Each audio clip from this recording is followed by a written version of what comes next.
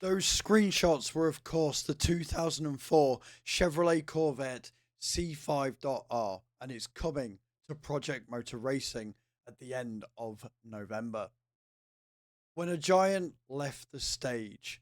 When Corvette Racing rolled its Millennium Yellow C5.RS to the grid in 2004, the brief was simple: win everything left to win, then hand a clean baton to the incoming C6.R. Built by Pratt and Miller for GM, the C5.R was already a serial winner by the time Sebring rolled along.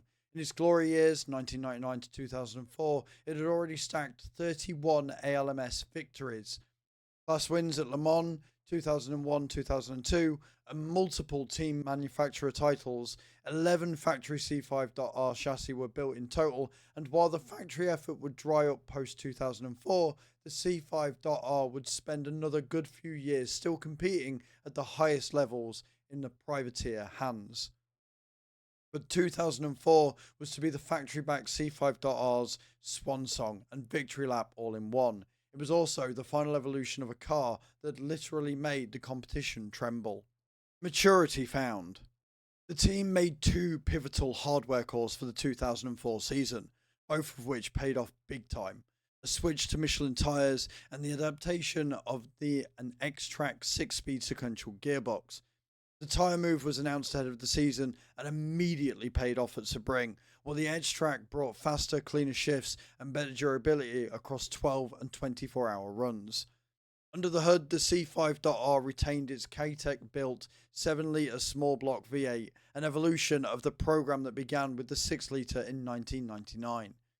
Sitting up front, this was a mega OHV dry sump brute that delivered well north of 600 horsepower's in period trim. Structurally, the car was a steel Monarch Corvette silhouette with carbon composite bodywork, with aero that was continually refined over the entire evolution. Winning comes easy. The C5.R's 2004 campaign opened with a GTS class victory at the 12 Hours of Sebring for Ron Fellows, Johnny O'Connell and Max Papis in the number 3 car. It was Corvette's third straight Sebring class win.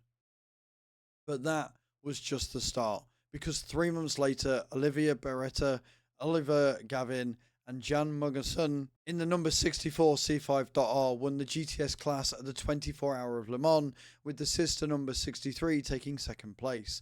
That sealed the C5.R's third Le Mans class victory after 2001-2002 and gave the outgoing car the perfect Le Suave farewell. Back in the American Le Mans series, meanwhile, the C5.R dominated the GTS class. Corvette Racing won the team's title, remaining undefeated throughout the season, with Fellows O'Connell clinched the Drivers' Championship, their third straight. Along the way, Vasette scored GTS wins at all the big events: Lime Rock, Mospot, Road America, Petit Le Mans, Road Atlanta, and Laguna Seca. The recipe for such overwhelming success?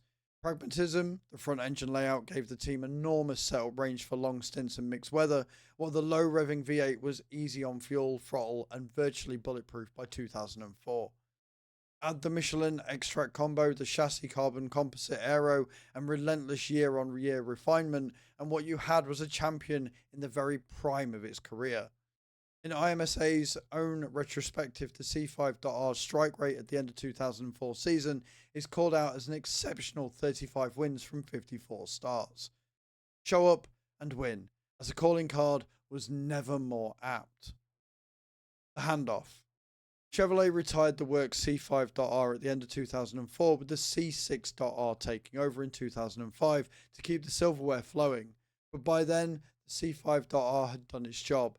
3 Le Mans class wins, 4 consecutive ALMS team manufacturer titles 2001 to 2004, and a final season double of Sebring, Le Mans ALMS. You can call that a mic drop if you want. Let's look at all the stats of this beautiful machine in the next slide.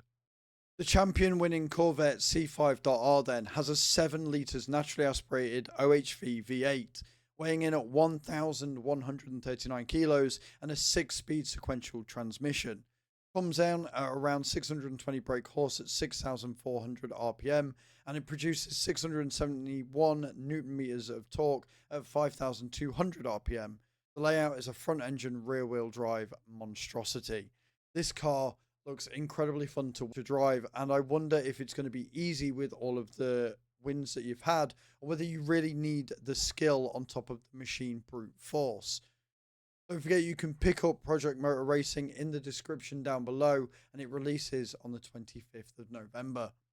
Thank you all for watching. I will see you all in the next video. Ciao, ciao.